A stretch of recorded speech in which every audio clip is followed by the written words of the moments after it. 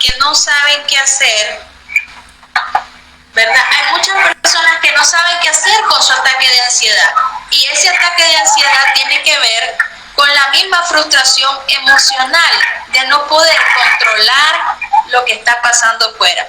Miren, muchachos, esto es un tema de experiencia.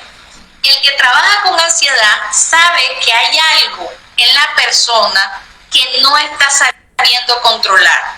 Y generalmente pasa que hay cosas fuera de nosotros, que quisiéramos que fuera de una manera específica o determinada y no la estamos sabiendo manejar. Nuestra frustración, nuestro enojo, nuestra manera de ver las cosas no es como la realidad nos lo dicta. Y esa es la parte más difícil a nivel mental y psicológico.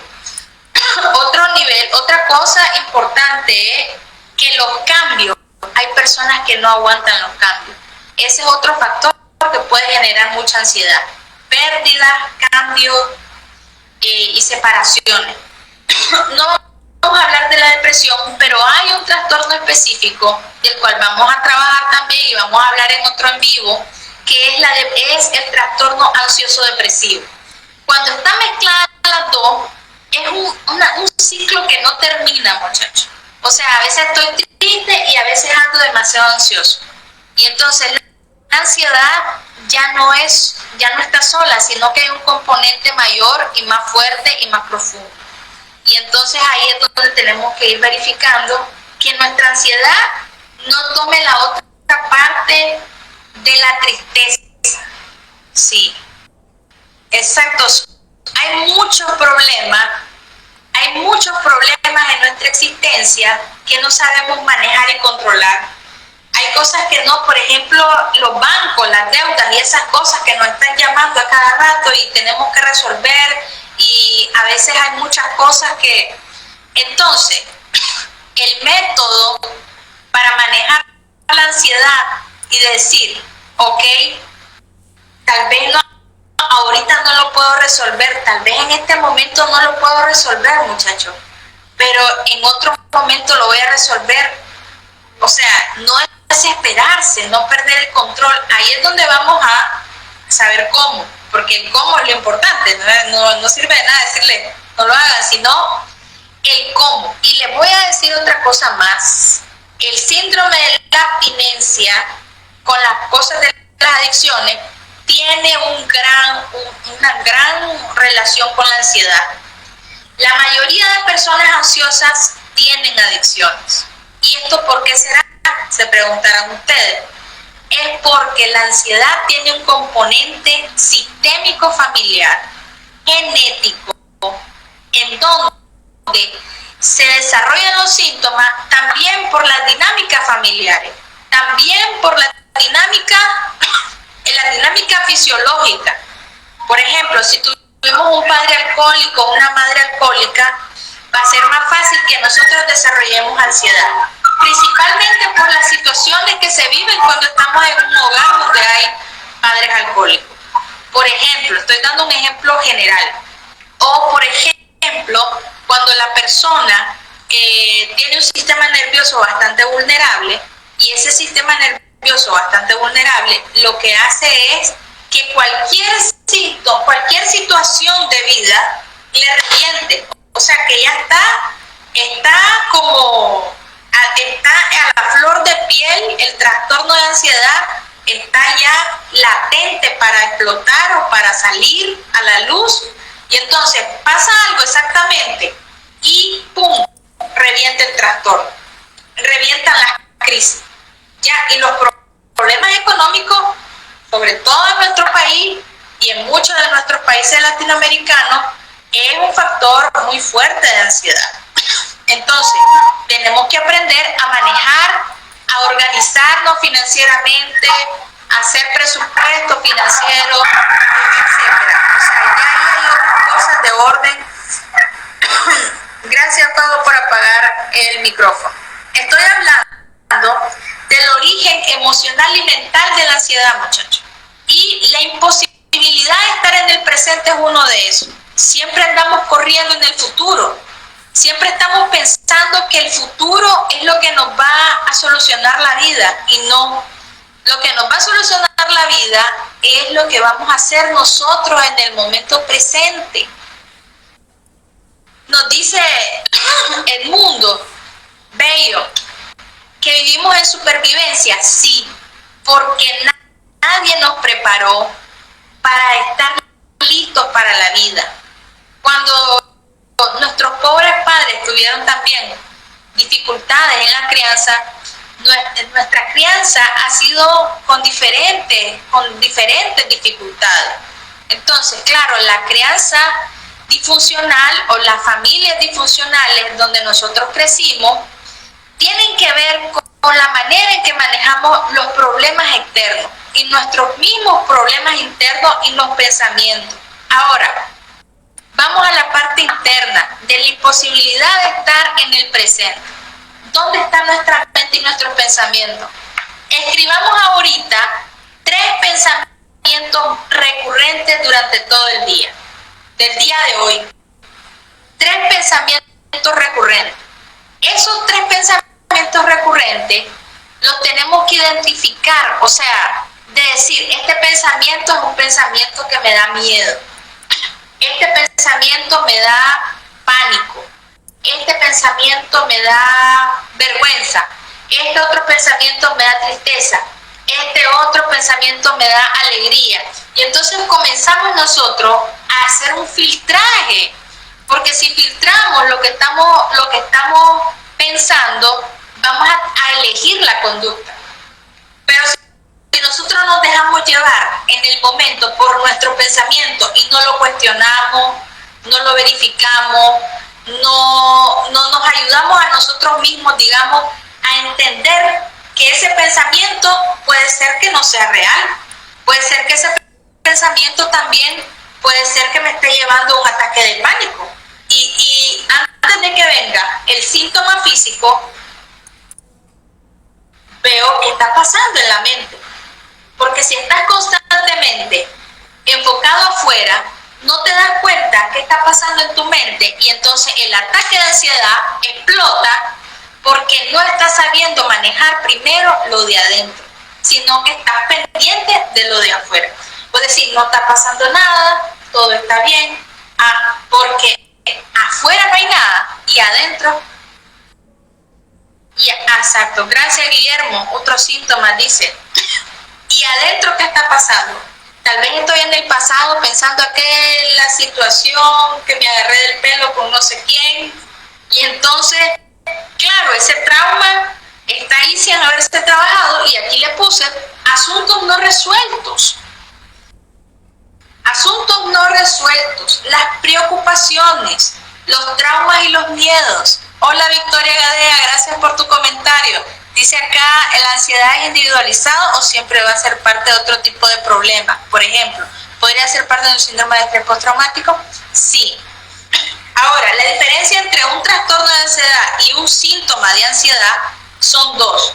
Lo primero es que cuando tenemos un trastorno de ansiedad, para responder a Victoria, cuando tenemos un trastorno de ansiedad, lo que pasa es que se convierte en un gran cuadro clínico. Es decir, muchos síntomas relacionados al problema de ansiedad generalizada, por ejemplo, de no querer salir a la calle, de no querer comer, de no querer ver a nadie, de tener nervios, ataque de pánico, por ejemplo, frente a las demás personas, no querer estar en lugares amplios. O sea, es un gran conjunto. Entonces, para responder a Victoria, cuando tenemos estrés postraumático, la ansiedad simplemente es un síntoma, mientras que si tenemos un trastorno de ansiedad, se compone de muchos síntomas, es decir, de un cuadro clínico que tiene que ser verificado por un especialista. Es decir, la ansiedad puede ser una emoción, porque, por ejemplo, antes de empezar el en vivo, me dio un poquito de ansiedad, pero es una ansiedad normal, un nerviosismo. ¿Ya me entendés? O sea, una emoción leve, bastante como nerviosismo. ¿Cuál es la diferencia entre nerviosismo y ansiedad? Que la ansiedad no es algo grave, porque que va en escala. Recordemos que de un síntoma puede pasar a una enfermedad. Y si la dejamos pasar a una enfermedad, la ansiedad, ahí es donde estamos dejándonos a nosotros mismos de un lado.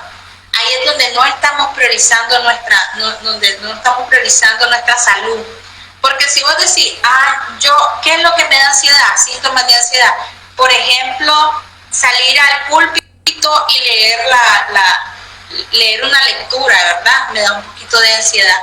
Pero es un síntoma leve, un nerviosismo.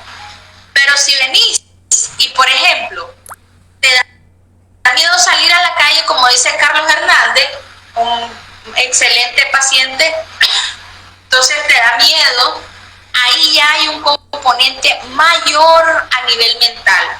Hay un componente fisiológico, ya sentís temblores, te da sudoración, y entonces una gran gama de síntomas físicos, emocionales y psicológicos alrededor de esa ansiedad.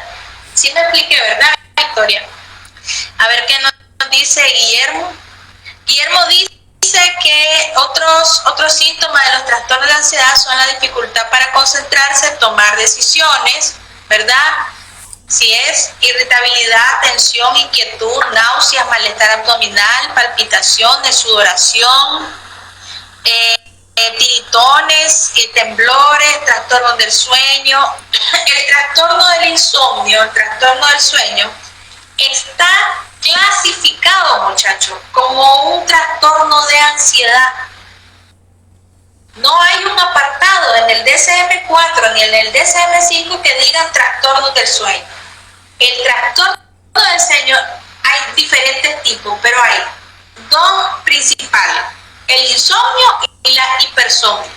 Los demás pueden ser variantes, y hay uno que es intermitente, que es cuando el sueño se corta, se despierta, se corta. Sí, cuando uno está muy ansioso le da trastornos del sueño.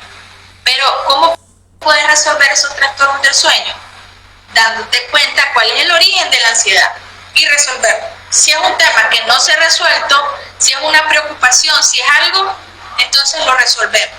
Y si no se puede resolver, ¿qué tengo que hacer? Lo dejo ir. Lo suelto. Lo que no se puede resolver, lo suelto. Simple. Claro, no puedes soltar las deudas, ¿verdad? Pero hay cosas que si podemos soltarlas, las soltamos. No nos compliquemos la vida en querer resolver las cosas en un solo momento. Todo en su momento, todo a su tiempo, todo a su ritmo. Gracias, Guillermo, por compartirnos tu comentario. Los atracones de comida. Los trastornos alimenticios tienen un factor ansioso también. Ese sí tiene un apartado y una clasificación específica: trastorno alimenticio, bulimia, anorexia, etcétera, etcétera, etcétera. Diferentes tipos de trastornos alimenticios. Pero que ese trastorno alimenticio lleva ansiedad, sí, pero es un síntoma. O sea, en sí no es el origen, no es el componente mayor o predominante, sino que hay otros componentes más fuertes a nivel psicológico que la ansiedad. ¿Ok? Con los trastornos alimenticios es un tema súper tremendo. Sensación de peligro inminente, de pánico o fatalidad. Ahora les voy a hablar de dos cosas. Cuando hablamos de pensamientos catastróficos, que nos hablaba aquí Edmundo y otros compañeros también, los pensamientos catastróficos tienen que ver con las distorsiones del pensamiento, y hay pensamientos, malas interpretaciones mentales que nos hacen entrar en estados de ansiedad. Por ejemplo, ¿y qué le pasó a este? Que no me contesta, le escribí, llevo 2 horas esperando su respuesta y no me contesta, qué barbaridad. Y entonces entramos en ansiedad. ¿Por qué entramos en ansiedad cuando alguien no nos contesta? Porque queremos todo a nuestra manera, a nuestra forma, porque queremos controlar al otro. No podemos no podemos hacer eso. Si alguien no contesta es porque no quiere, 1 o 2 está ocupada. ¿Por qué entramos en ansiedad porque queremos que las personas actúen. ¿Cuáles son esos pensamientos? Vienen de las creencias limitantes, de las creencias que nos hacen daño. ¿Y de dónde vienen las creencias? De las ideas arraigadas de nuestros ancestros, de nuestros padres, de nuestras madres. Y aquí que nos dice Valeria, ¿vale? Distorsiones de pensamiento es algo así como ideas preconcebidas. Las distorsiones del pensamiento son una idea, exactamente, un pensamiento que está fuera de la realidad. Es decir, que tiene una conclusión o una interpretación distorsionada, es decir, sesgada por nuestra percepción. Recordemos que nuestra percepción, lo que nosotros percibimos, viene de nuestra historia, de nuestra mentalidad, de nuestra manera de ver el mundo. No es exactamente lo que nosotros vemos, lo que nosotros pensamos, no es exactamente como lo piensa el otro, porque el otro tiene otra historia, tiene otra manera de ver la vida, tiene otra manera de jugársela, tiene otra manera de defenderse frente al mundo. Entonces, lo que yo pienso no es la realidad para el otro. Si nosotros logramos coincidir con alguien que piensa igual, que alegre, que bonito, que disfrute, que bien, pero no, exactamente no, porque no pasa, muchas veces no pasa. Y entonces, ¿por qué sentimos que las personas no son empáticos con nosotros cuando tenemos un ataque de ansiedad? Porque no logran entender desde dónde viene tu interpretación de la realidad, porque ellos lo ven de otra manera. Y después decimos, ¿y por qué no me atienden cuando yo me pongo mal con mi ansiedad, o me enojo, o me pasa algo, o entonces hago más drama, más del que, porque hay gente que, no lo digo así, pero he visto casos, pues, que hay gente que hace más fuerte el síntoma para que de verdad le atiendan. Y pasa que lo logran. Y entonces eso, cuando lo logra, refuerza el ataque de ansiedad y dice, es que esto me recompensa con atención de los demás. Me recompensa. Claro, pero si no lo atendés también es malo. ¿Por qué? Porque ver a una persona en dificultad y no atenderle es como un poquito negligente, ¿no? Entonces, lo que no quiero decir que no se le atienda, lo que quiero decir que es un factor mental y psicológico buscar ayuda o hacer un ataque de ansiedad para que te miren. Y de fondo hay muchas personas, y eso tiene que ver, decía Freud, con la histeria, ¿ok? Tiene que ver con un poco de un factor como la histeria, ¿no? Hay otros que somos más neuróticos. Los neuróticos usamos la ansiedad, nos aislamos. Pero el histérico quiere que lo auxilie, que le caigan encima y que le echen agua, ¿ok? Entonces, ¿cómo reaccionamos nosotros a nuestra ansiedad? Depende de cuál es nuestro componente mental. Si somos neuróticos, pues vamos a actuar de una manera. Si somos psicóticos, vamos a actuar de otra manera. Si somos histéricos, pues vamos a actuar de otra manera, ¿ok? Ya basándonos un poquito en la teoría del psicoanálisis. Gracias, Guillermo. Voy a leerte acá. Los trastornos de ansiedad son los trastornos mentales más comunes del mundo. En el 2019 afectaron a 301 millones de personas. Clase de datos. Gracias, Guillermo, por nutrirnos esta noche.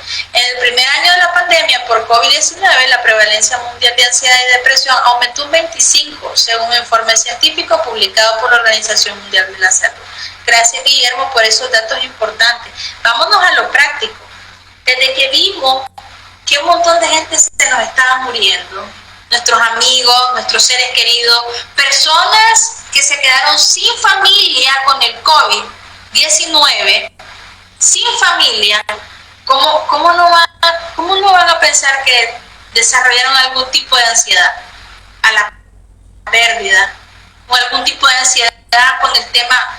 Muchas personas que tenían TOC, no hablemos, las que tenían TOC comenzaron a desarrollar los síntomas del trastorno obsesivo compulsivo mucho más agudos y mucho más graves con el tema del COVID. O sea, todas las enfermedades mentales fueron como reventando. Las que no estaban ya diagnosticadas, algunos que estaban diagnosticados que se descompensaron, pero los que no estaban diagnosticados y reventaron en crisis con su trastorno fue por estas situaciones del COVID-19.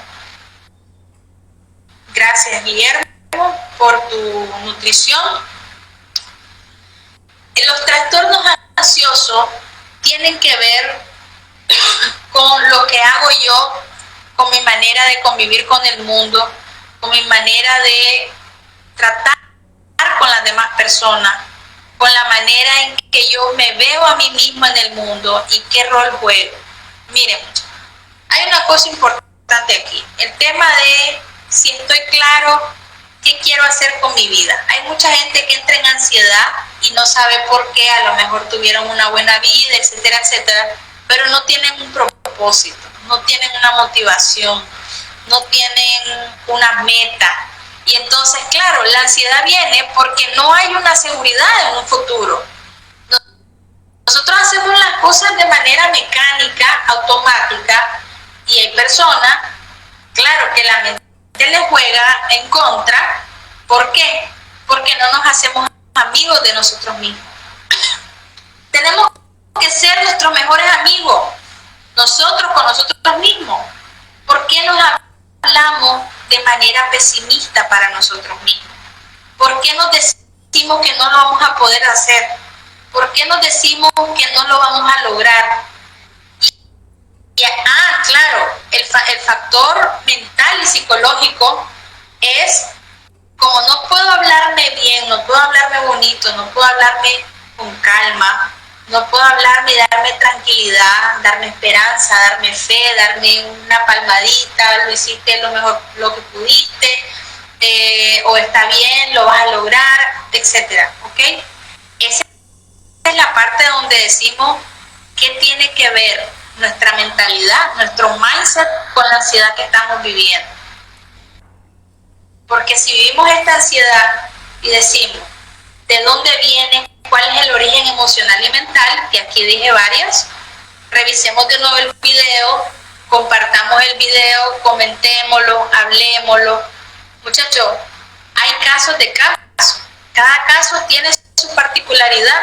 Yo aquí estoy hablando generalidades, no creamos que aquí vamos a tener una terapia personalizada, pues, pero sí estamos hablando de temas que tienen que ser hablados a tiempo y que tenemos que buscar la ayuda a tiempo y que tenemos que encontrar las maneras de buscar la solución a los problemas no resueltos, que tenemos que buscar cómo entender, por ejemplo, cuáles son las herramientas que tenemos que aprender, y 2 de 3 herramientas es: 1, aprender a dominar tu cuerpo.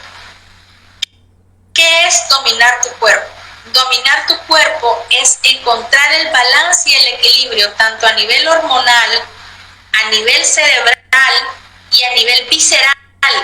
El nivel visceral tiene que ver con tu nutrición y tu alimentación.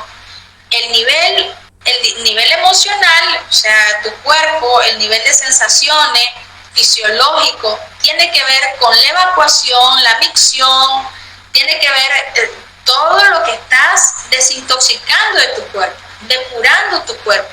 Si tenemos ansiedad es porque estamos intoxicados. Seamos serios, aquí no solamente vamos a hablar del tema de que sí, porque estoy emocionalmente, me dejaron, no sé qué.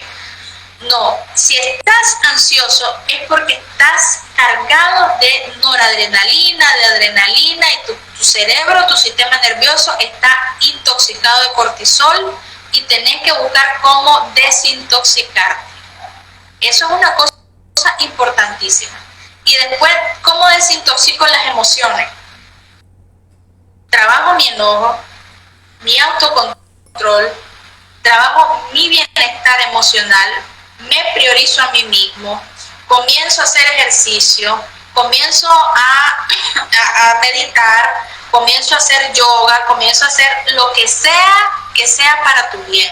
Si te gusta hacer bicicleta o hacer ciclismo, si te gusta nadar, si te gusta pintar, si te gusta jugar a las monedas no. Jugar, digamos, juegos de mesa, juegos sociales, fútbol, lo que sea, no lo dejes de hacer, porque si estás entrando en una crisis de ansiedad o estás en un trastorno de ansiedad, tenés que sostener 3 cosas importantes. La parte social, o sea, una red de apoyo que te soporte cuando tengas una crisis de ansiedad. Gracias, Carlos, el autocuido.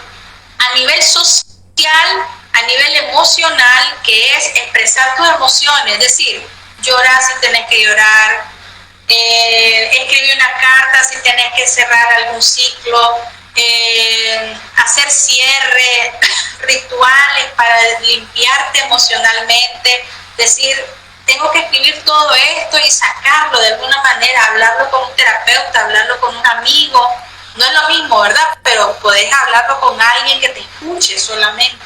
Y entonces ahí es donde vos vas a decir, sí, voy a canalizarlo, la manera de externalizarlo en palabras. Porque hay cosas que sentimos que no decimos ni por qué, y ni cómo lo digo, ni qué nombre tiene, no sé cómo manejarlo.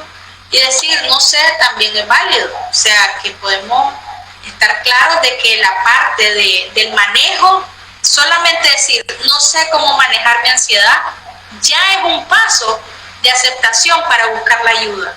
Y ahí es donde empieza todo el proceso. O sea, aceptando la situación y diciendo, no, es que tengo que manejarlo de otra manera, pero no sé cómo.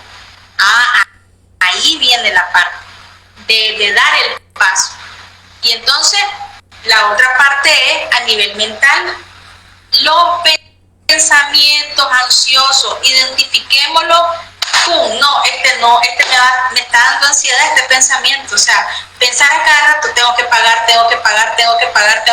Muchachos, de verdad, recientemente tuve un paciente que no paraba de pensar que tenía que pagar. Claro, ¿cómo no te vas a poner ansioso? Claro que tenés que pagar, pero la situación aquí es que tu pensamiento se volvió una idea fija, una idea preestablecida. Entonces eso, como un tipo de obsesión, comenzó a generarte una ansiedad. Recordemos que el trastorno obsesivo-compulsivo, el trastorno principal, el obsesivo-compulsivo, tiene relación con un factor ansioso. Y el de personalidad, ni digamos, tiene un montón de factor ansioso. ¿Ya? O sea, sí es importante que tengamos presente nuestro compromiso, nuestras deudas, nuestras problemáticas para buscar la solución. No necesitamos tener una grabadora o un cassette rayado que esté ahí dándole vuelta como martillo. Porque ahí, eso se llama, muchachos, se llama autocastigo por un lado, ¿verdad? Porque es un autocastigo, y también se llama como una autolesión emocional, como la culpa, como sentirte mal, como estarte golpeando, torturando, ¿eh? Entonces, digamos, ¿hasta qué punto me estoy haciendo bien con este pensamiento? Lo voy a cambiar. ¿Cómo lo vas a cambiar? Yo generalmente recomiendo mindfulness, porque mindfulness no es exactamente una meditación. Mindfulness es una filosofía de vida.